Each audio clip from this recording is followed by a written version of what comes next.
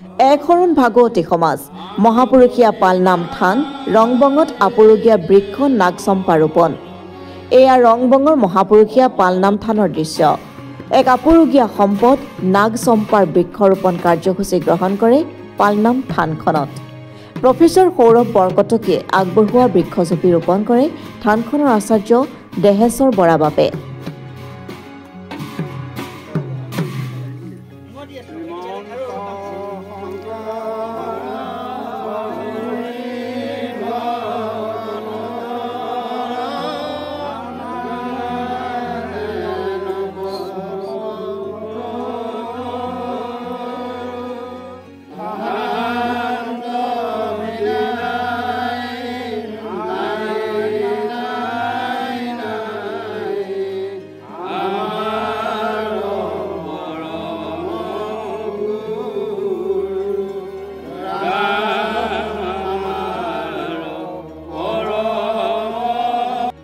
পবিত্ৰ বৃক্ষৰোপণ কাৰ্যসূচী তেজপুৰৰ স্বনামধন্য সৌৰভ বৰকটকী ডাঙৰীয়া তেখেতে বৃক্ষ সংৰক্ষণ আপুৰুগীয়া বৃক্ষসমূহ অসমৰ বিভিন্ন স্থানৰ পৰা সংগ্ৰহ কৰি ৰক্ষণাবেক্ষণ দি আহিছে। এই নাগচম্পা পুলি তেখেতে গোটেই অসমত প্ৰায় ৰোৱা হৈছে। বিভিন্ন সত্ৰ আৰু বিভিন্ন গুৱাহাটী ইউনিভাৰ্চিটিত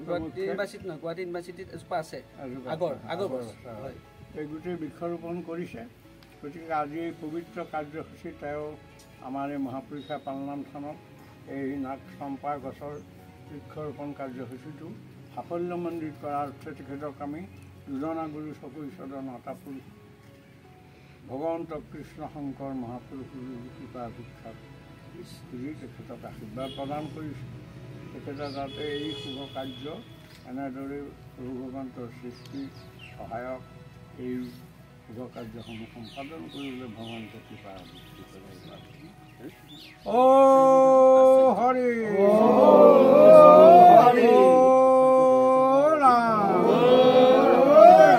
জয় জগতগুৰু, জয় জগতগুৰু, জয় জগতগুৰু কৃষ্ণ।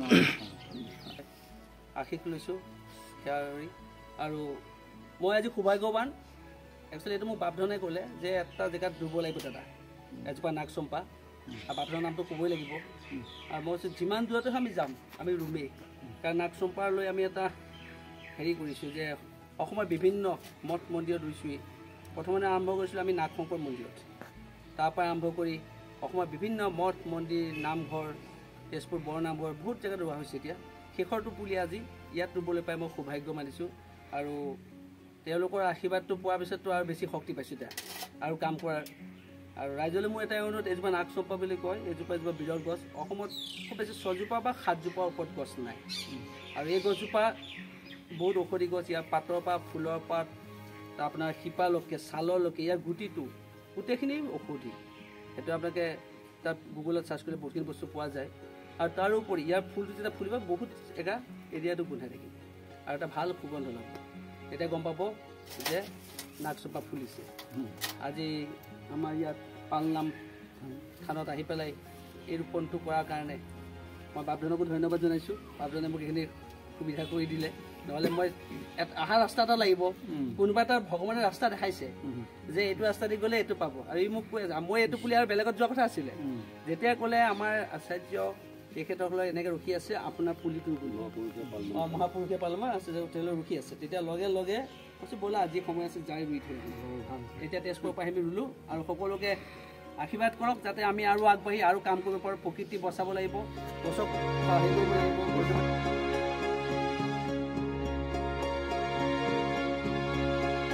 নুমলীগড়ৰ পৰা গৌতম বৰাৰ ৰিপৰ্ট, অসম টুডে।